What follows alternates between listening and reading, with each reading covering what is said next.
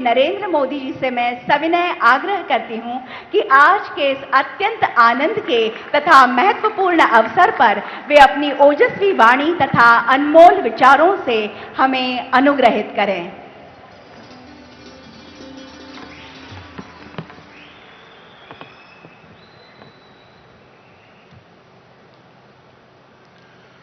महाराष्ट्र के राज्यपाल श्रीमान आचार्य देवव्रत जी, यहां के लोकप्रिय मुख्यमंत्री देवेंद्र फडणवीस जी, केंद्रीय मंत्रिमंडल के मेरे सहयोगी रामदास आठवले जी, के.आर. नायडू जी, मुरलीधर मोहोल जी, महाराष्ट्र सरकार के उप मुख्यमंत्री एकनाथ शिंदे जी, अजीत पवार जी, अन्य मंत्रीगण, भारत में जापान के राजदूत केइची ओनो जी, अन्य महानुभाव, भाई और बहनों, विजयादशमी झाली, कोजागरी पौर्णिमा झाली आणि आता 10 दिवसांनी दिवाळी। तुम्हाला या सर्वांसाठी खूप खूप शुभेच्छा देतो।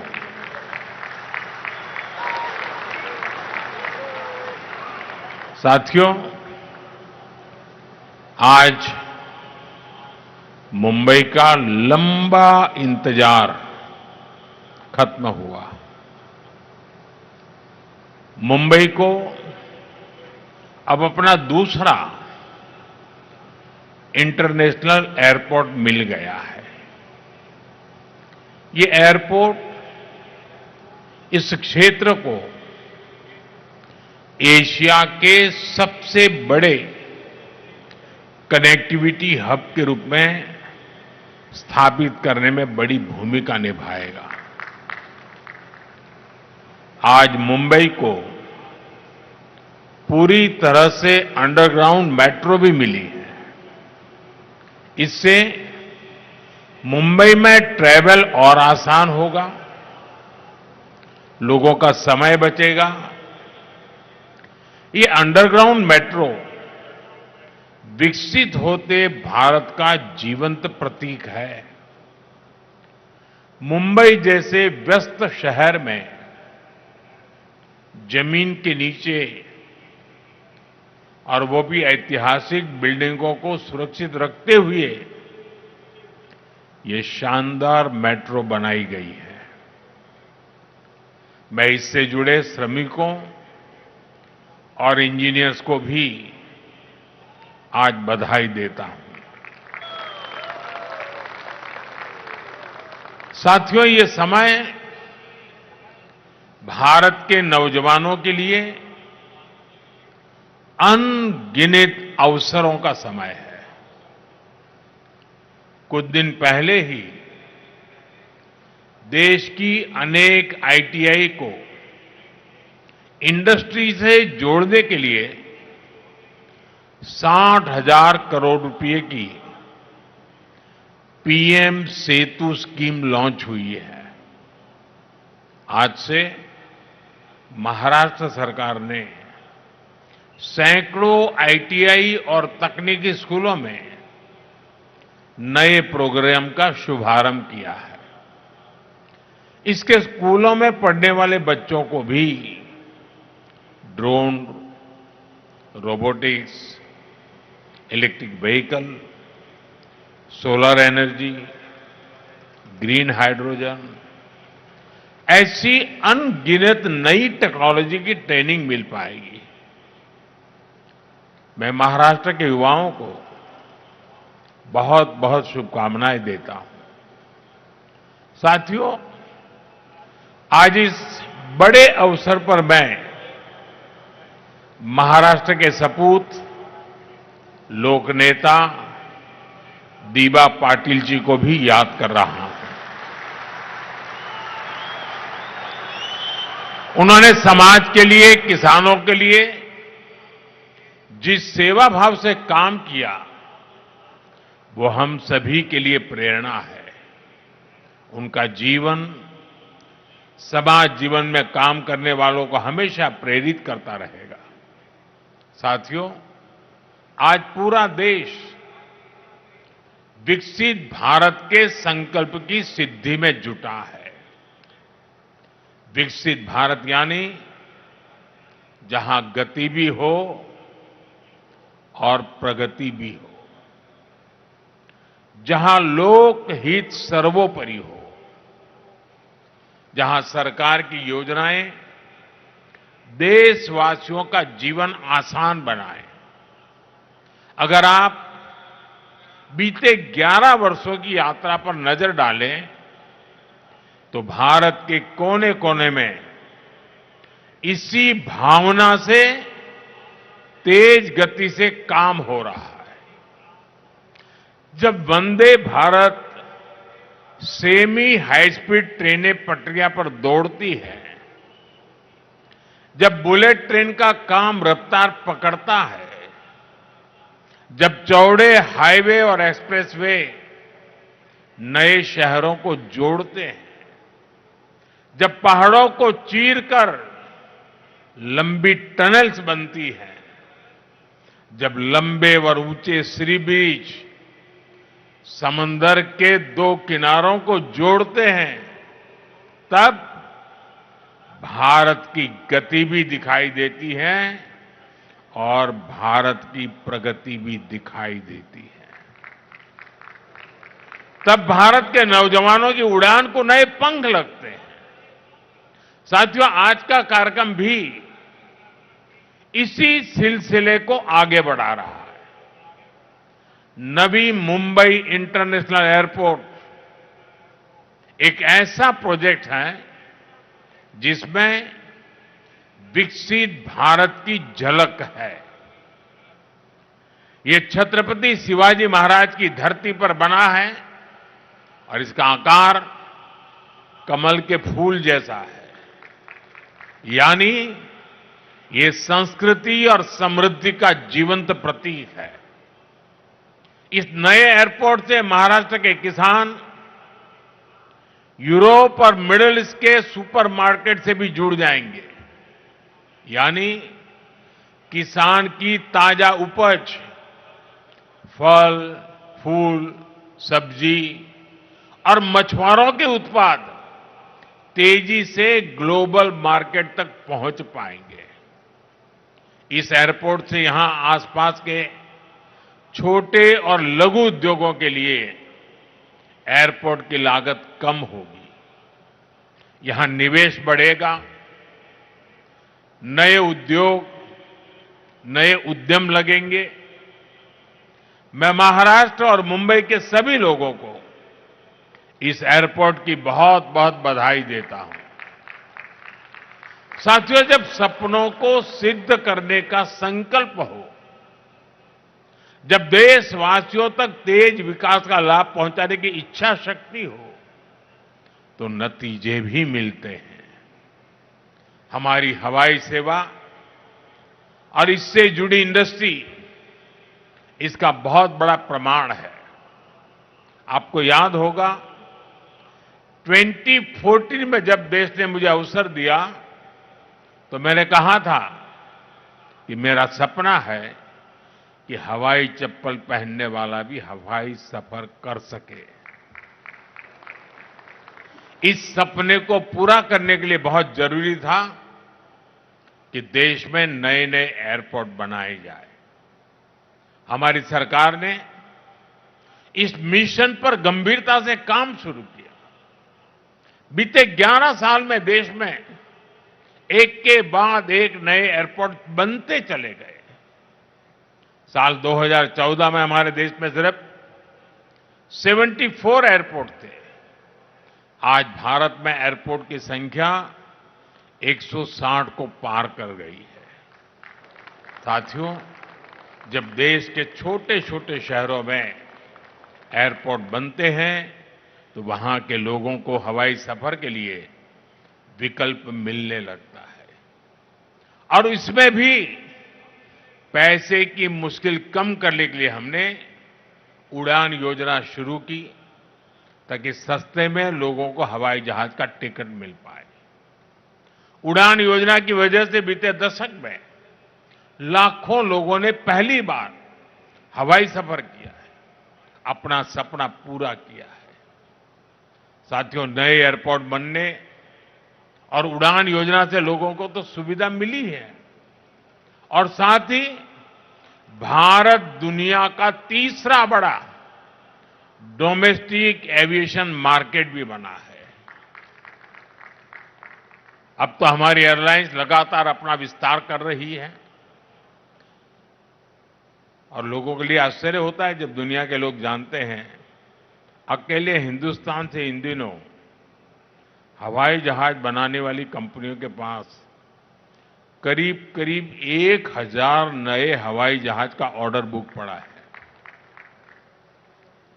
इससे नए pilots, cabin crew, engineers, ground workers के लिए नए अवसर बन रहे हैं। साथियों, जब जहाज बढ़ते हैं तो मेंटेनेंस, रिपेयर का काम भी बढ़ता है। इसके लिए भी हम भारत में ही नई सुविधाएं बना रहे हैं। हमारा लक्ष्य है कि इस दशक के अंत तक भारत एक बड़ा एमआरओ हब बने। इसमें भी भारत की युवाओं के लिए रोजगार के अनेक नए अवसर बन रहे हैं। साथियों, आज भारत दुनिया का सबसे युवा देश है। हमारी ताकत हमारे नौजवान हैं। इसलिए हमारी हर नीति का फोकस युवाओं को ज्यादा से ज्यादा रोजगार के अवसर देने पर है। जब इंफ्रास्ट्रक्चर पर अधिक निवेश होता है तब रोजगार पैदा होता है। जब 76,000 करोड़ रुपए की लागत से वाडवण जैसा पोर्ट बनता है तब जाकर के रोजगार पैदा होता है। जब व्यापार बढ़ता है, लॉजिस्टिक्स से जुड़े सेक्टर को गति मिलती है, तब अनगिनत रोजगार बढ़ते चले जाते हैं। भाइयों और बहनों, हम उन संस्कारों में पले बड़े हैं जहां राष्ट्र नीति ही राजनीति का आधार है। हमारे लिए इंफ्रास्ट्रक्चर पर लगने वाला एक एक पैसा देशवासियों की सुविधा और सामर्थ्य को बढ़ाने का माध्यम है। लेकिन दूसरी तरफ देश में एक ऐसी राजनीतिक धारा भी रही है जो जनता की सुविधा नहीं, सत्ता की सुविधा को ऊपर रखती है।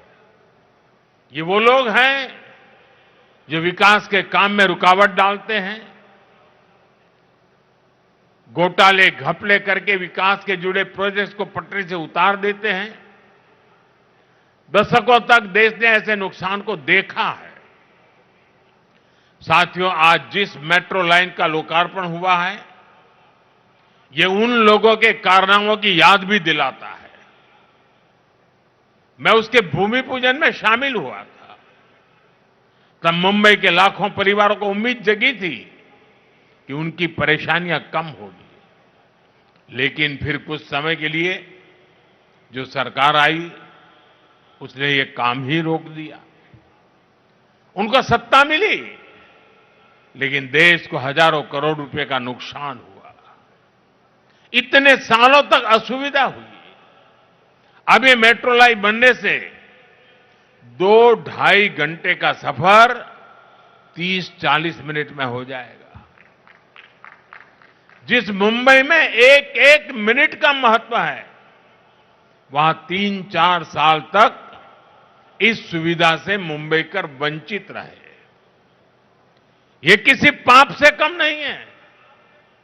साथियों, पिछले 11 वर्षों से देशवासियों का जीवन आसान बनाने पर, ईज ऑफ लिविंग पर बहुत अधिक जोर दिया जा रहा है और इसलिए rail, road, airport, metro, electric bus ऐसी हर सुविधा पर अभूतपूर्व निवेश किया जा रहा है। अटल सेतु और कोस्टल रोड जैसे प्रोजेक्ट्स बनाए गए हैं। साथियों, हम यातायात के हर माध्यम को भी आपस में जोड़ रहे हैं। प्रयास है कि लोगों को सीमलेस ट्रैवल मिले, एक माध्यम से दूसरे माध्यम तक भटकने की मजबूरी न रहे। आज देश वन नेशन वन मोबिलिटी की दिशा में आगे बढ़ रहा है।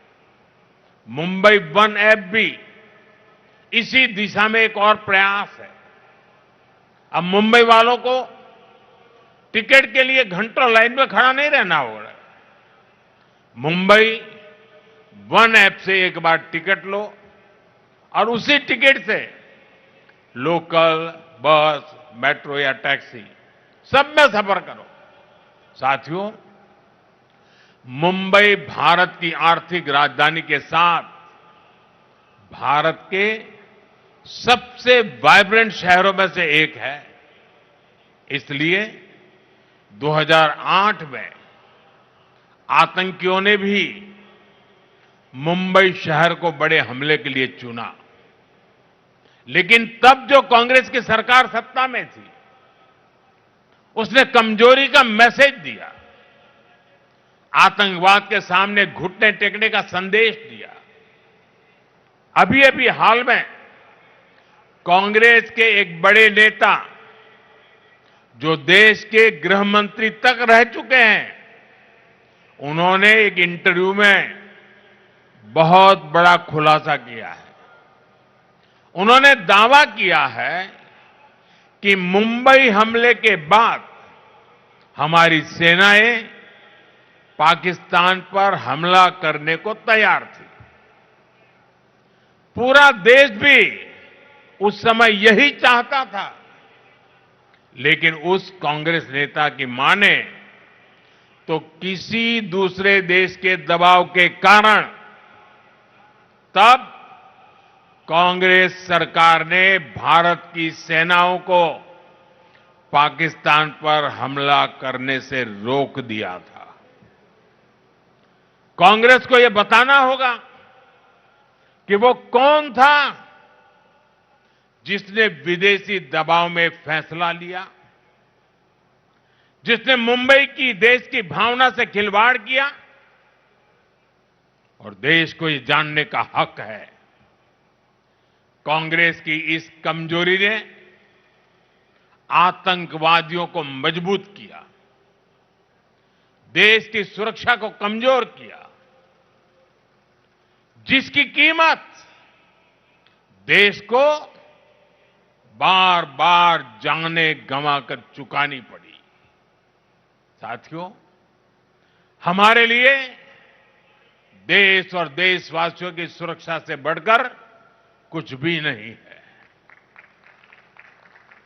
आज का भारत दमदार जवाब देता है। आज का भारत घर में घुसकर मारता है। ये दुनिया ने ऑपरेशन सिंदूर के दौरान देखा भी है और गर्व की अनुभूति भी की है। साथियों, गरीब हो, नियो मिडिल क्लास हो, मिडिल क्लास हो, इनका सशक्तिकरण आज देश में प्राथमिकता है। जब इन परिवारों को सुविधा मिलती है, सम्मान मिलता है, तब इनका सामर्थ्य बढ़ता है। देशवासियों के सामर्थ्य से देश सशक्त होता है। अभी जीएसटी में जो नेक्स्ट जनरेशन रिफॉर्म्स हुए हैं, जो चीजें सस्ती हुई है, उससे भी देश के लोगों का सामर्थ्य बढ़ा है। मार्केट से आए आंकड़े बताते हैं कि इस बार नवरात्र में बिक्री के कई कई सालों के रिकॉर्ड टूट गए हैं। रिकॉर्ड संख्या में लोग scooter, bike, TV, fridge, washing machine ये सब कुछ खरीद रहे हैं। साथियों, जिससे देशवासियों का जीवन बेहतर हो, जिससे देश को ताकत मिले, हमारी सरकार आगे भी ऐसे ही कदम उठाती रहेगी। लेकिन मेरा आपसे भी एक आग्रह है, स्वदेशी को अपनाइए, गर्व से कहो ये स्वदेशी है। ये हर घर का, हर बाजार का मंत्र होना चाहिए। हर देशवासी स्वदेशी कपड़े, जूते खरीदेगा, स्वदेशी सामान घर लाएगा। अगर किसी को गिफ्ट देनी है तो स्वदेशी देगा, तो देश का पैसा देश में ही लगेगा। इससे भारत के ही श्रमिक को काम मिलेगा, भारत के नौजवानों को रोजगार मिलेगा। कल्पना कीजिए, जब पूरा भारत स्वदेशी को अपनाएगा तो भारत का सामर्थ्य कितना बढ़ जाएगा। साथियों, महाराष्ट्र देश के विकास को गति देने में हमेशा आगे रहा है। एनडीए की डबल इंजन सरकार महाराष्ट्र के हर नगर, हर गांव का सामर्थ्य बढ़ाने के लिए निरंतर काम करती रही है। एक बार फिर से आप सभी को विकास कार्यों की बहुत बहुत बधाई देता हूं। आप सबको अनेक अनेक शुभकामनाएं देता हूं। मेरे साथ बोलिए, भारत माता की। दोनों हाथ ऊपर करके विजयोत्सव मनाइए। भारत माता की, भारत माता की। बहुत बहुत धन्यवाद।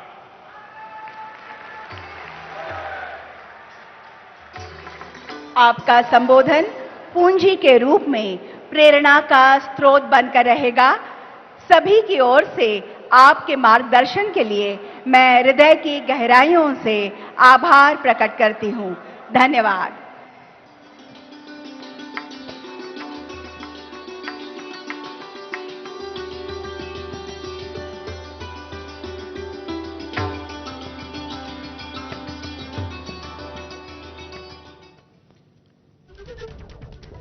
तेव्हा पंतप्रधान नरेंद्र मोदींच्या हस्ते आता हे विमानतळ जे आहे नवी मुंबईतलं त्याचं उद्घाटन करण्यात आलेलं आहे। याशिवाय मुंबईतली ही पहिली भुयारी मेट्रो आता पूर्ण क्षमतेनं सुरू झालेली आहे। या भुयारी मेट्रोचा शेवटचा टप्पा त्याचं देखील उद्घाटन पंतप्रधान नरेंद्र मोदींच्या हस्ते करण्यात आलेलं आहे। शिवाय अंडरग्राउंड मेट्रो ही विकसित भारताचं प्रतीक असल्याचं मोदींनी म्हटलेलं आहे। मुंबई जिथे प्रत्येक मिनिट हा अत्यंत महत्त्वाचा असतो, हाच वेळ आता मुंबईकरांचा वाचणार असल्याचं मोदींनी म्हटलेलं आहे। शिवाय आपल्या भाषणामध्ये त्यांनी काँग्रेस नेत्याच्या एका मुलाखतीचा संदर्भ देत काँग्रेसवर देखील टीका केलेली आहे। काँग्रेसवर देखील आरोप केलेले आहेत की काँग्रेसनं मुंबईवर जो दहशतवादी हल्ला झालेला होता त्यानंतर आपलं भारतीय सैन्य हे पाकिस्तानवर हल्ला करण्यासाठी तयार होतं, मात्र त्यावेळेला काँग्रेसनं